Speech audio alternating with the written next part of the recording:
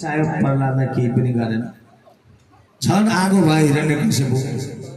अनि यता काल कोठरी सर्पै सर्प भएको कोठरीमा लगेर प्रहलादलाई थुनिदिए। ती सर्पहरू सबै साइड लागे, तर भोकले मर्ने भए प्रभु भनेर हात जोडे। जुन समयमा भगवान प्रसाद ग्रहण गर्नका लागि तयार हुँदै हुन्थे, भगवानले आफ्नो थालै बोकेर आउनुभयो प्रहलादका लागि।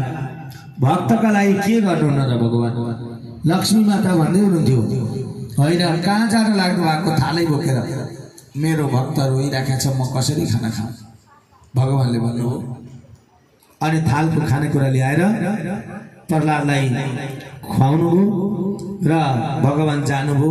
7 दिन 7 रातसम्म भगवानले स्वयं आफै थाल बोकेर ल्याउनुभयो र खुवाएर जानुभयो। त्यस पछाडि हिरण्यकशिपुसँग थियो ताला।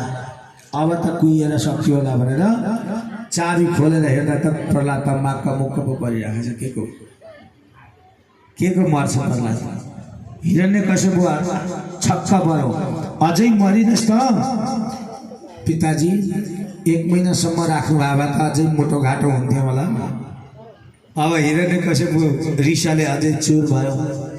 अनि यसकी दिदी, हिरण्यकशिपुकी दिदी थिइन् होलिका, हो यिनलाई बोलाएर प्रहलादलाई काखमा राखेर एउटा ओढ्ने पाएकी थिइन् उनले, जसलाई ओढायो त्यो जलेर भस्म भएर मर्थ्यो। हो काखमा राखेर त्यसरी जलाएर मार्न लागिन् उनले। तर प्रहलाद बाटो, उनले दिदीकै शिरमा त्यो ओढ्ने राखिदिएर दिदी जलेर भस्म भइन्। प्रहलाद नाच्न थाले उठेर। काहीँ केही गर्दा पनि प्रहलादलाई कसैले केही गर्दा मरेन। नमरेपछि हिरण्यकशिपु रिसाले चुर भएर ठिक्क साँझको बेलामा प्रहलाद भएका ठाउँमा आए र आएर भन्न लागे, ए प्रहलाद, तेरो भगवान कहाँ छ? खालि भगवान भगवान भगवान भन्छस् त, कहाँ छ तेरो भगवान?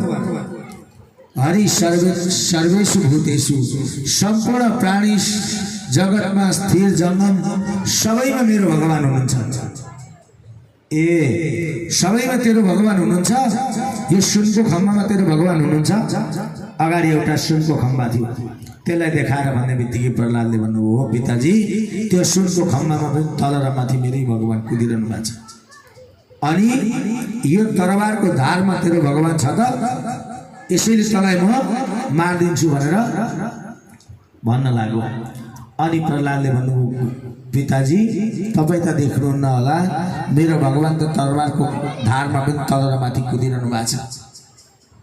ए त्यसो भए यो तरबारले यो खम्बालाई पहिला म काटेर ढालिदिन्छु, त्यहाँको भगवानलाई मारिदिन्छु अनि तँलाई मार्छु भनेर त्यो खम्बामा धडाममै दिएका थिए।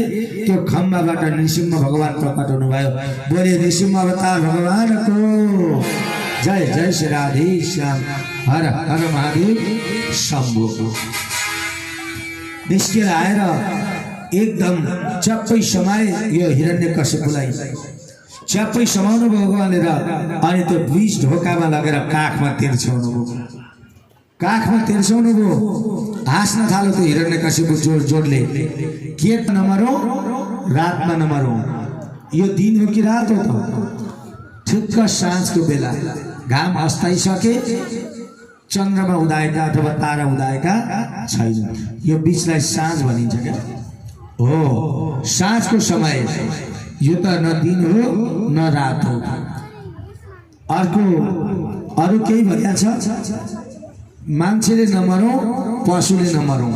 म मान्छे हो कि पशु? हेर, टाउको छ सिंहको, खुट्टा छ केका मान्छेका। भक्तलाई दर्शन दिन आउनु भो नृसिंह भगवान, भक्तलाई दर्शन दिन हिरण्यकश्यप मारेर प्रहलाद भक्तले, हिरण्यकश्यप मारेर प्रहलाद भक्तले। नृसिंह भगवान को